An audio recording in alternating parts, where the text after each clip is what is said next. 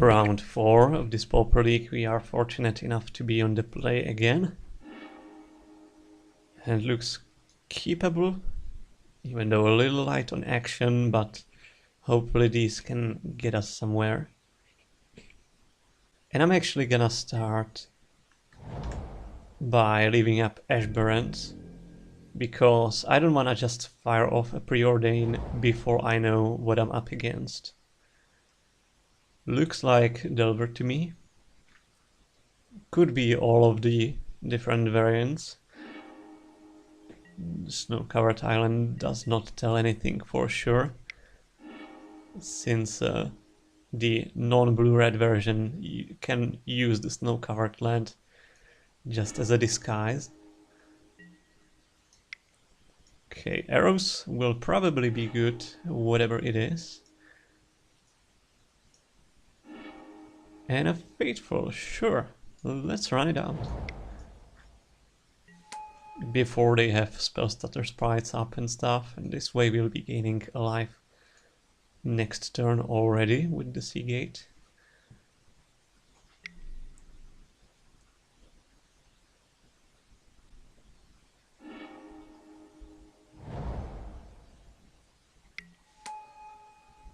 Okay, there's the ferry.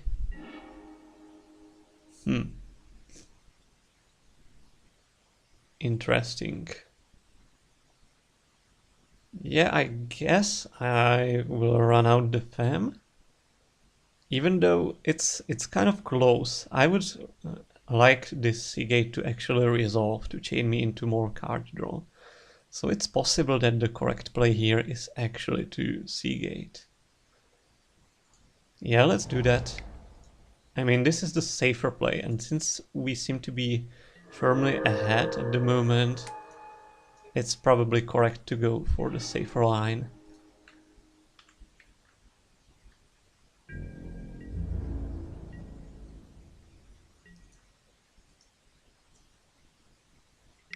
So if they tap out here, we'll just slam arrows and win.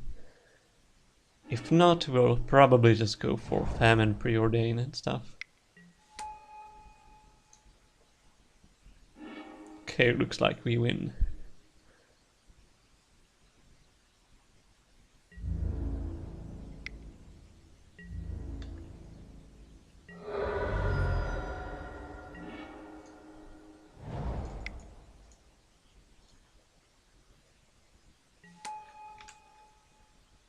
Yep.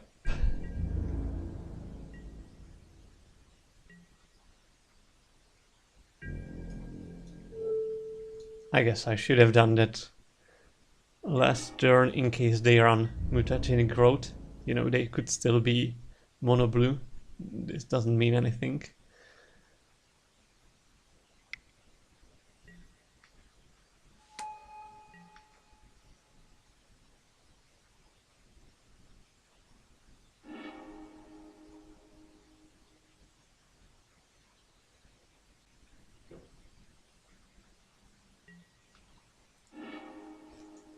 They do gush, and that's good with me.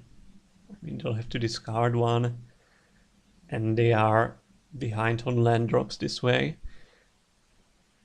which will make it easier for me to resolve the spells I need to resolve. I mean, I'm fine just running this fam into a possible counter. I'm fine running out this preordain as well, since we can shoot any sprites. But we need to hit some card draws, so let's bottom both of these. Yeah, I guess snap is not bad. In fact, let's use it right now. And if they want to counterspell this, that's okay.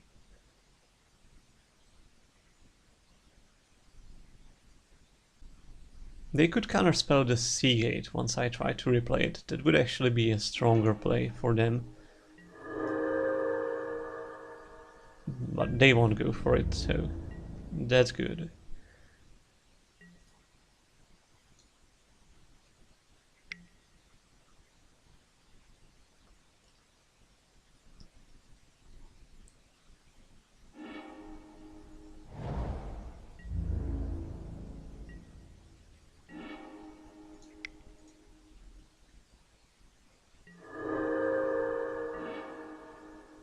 Wall. Perfect.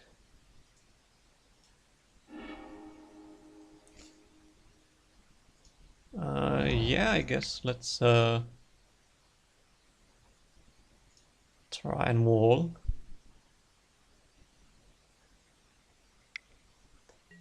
Counterspell? Okay. Happens. Not a big deal.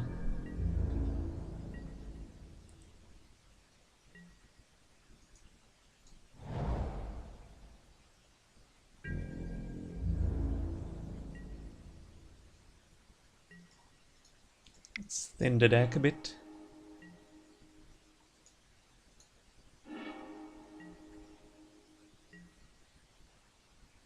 Okay, is Mnemonic Wall good enough on top? I guess it's a must counter threat, so let's do that. We could also flicker, but maybe let's not get that hasty.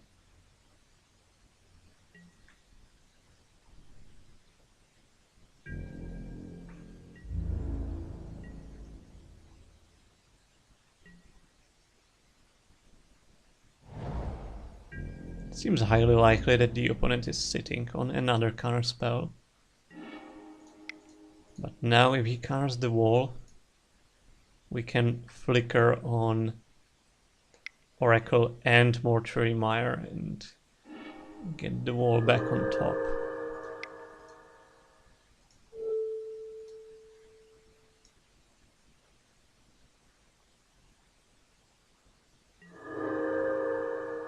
So I actually won't...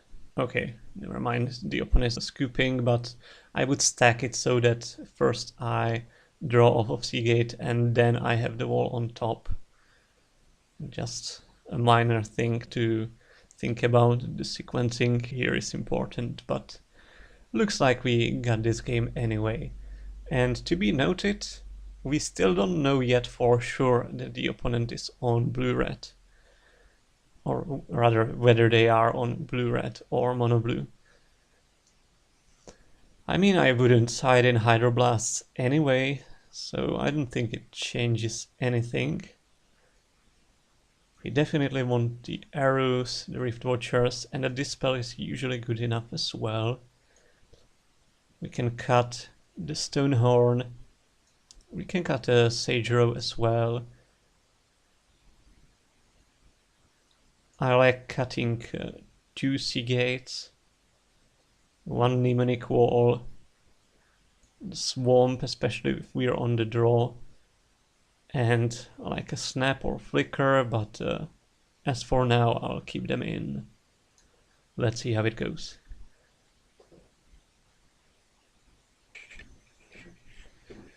Game 2.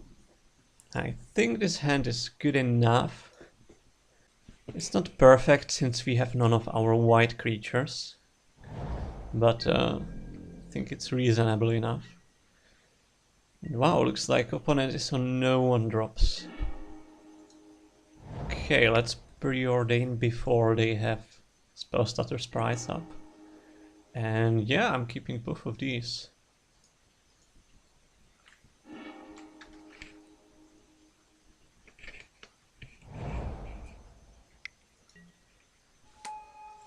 If they are on a slow start like this, I feel a lot better about my position than if they have turn 1 fairies or delvers and go for aggro.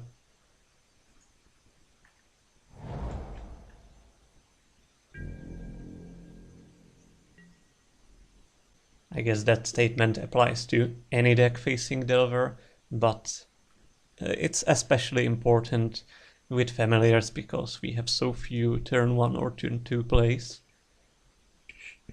So if we fall behind against Delver and then they can counter our follow-up plays on 3, 4 and 5, then it's really tricky to get back into the game.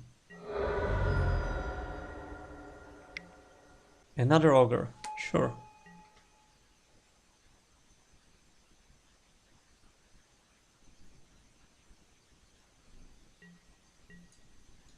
Hitting no relevant cards, as usual.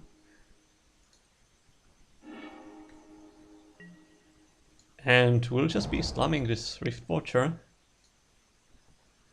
I do not want to discard off of evoking the Muldrifter, so this looks like a fine play to me. Even though he goes away in 3 turns, but we already have the Snap and Flicker lined up to save him, should we feel the need to.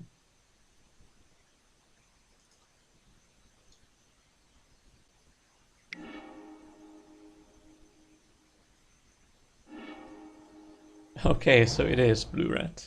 Yeah, I thought so, since they were stuck with so many cards in their hand last game. But we couldn't be sure. Bounce land is nice. One bad thing is that we'll have to discard. If we evoke a Muldrifter now, we'll have to discard a card, but I guess I'm down for that.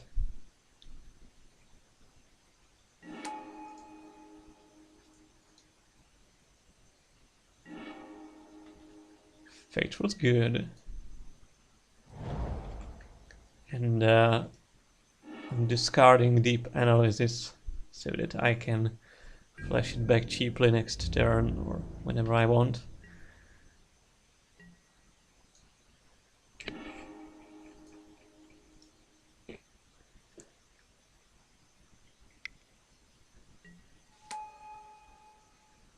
Yeah, another Ogre. I don't feel like this will get the job done. Opponent really ought to start playing some flyers.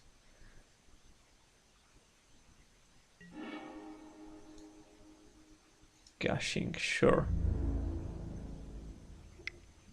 Gush is good for me.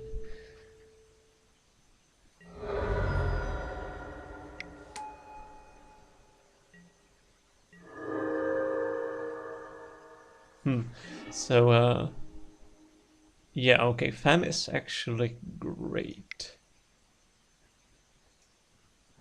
I do expect the opponent having a Spell Stutter Sprite here. I'm kind of basing this play off of that. Yeah, and I was right.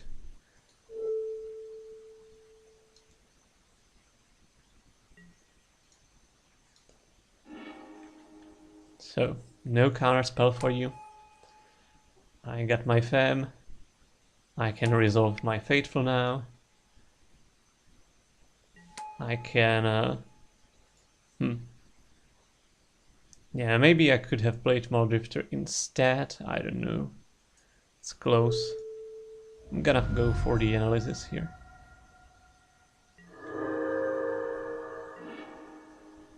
Nice. Yeah, I guess let's snap. Sure, let's snap. It only has 1 counter left, so might as well. Getting some life here.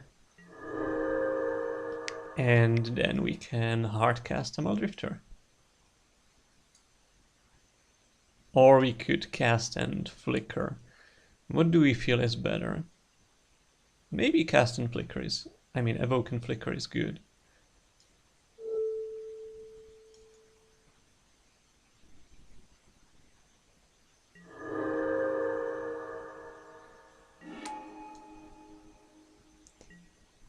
Make the opponent jealous of our card advantage. And we can play out the Fam. Okay, that will do it. See you in the finals.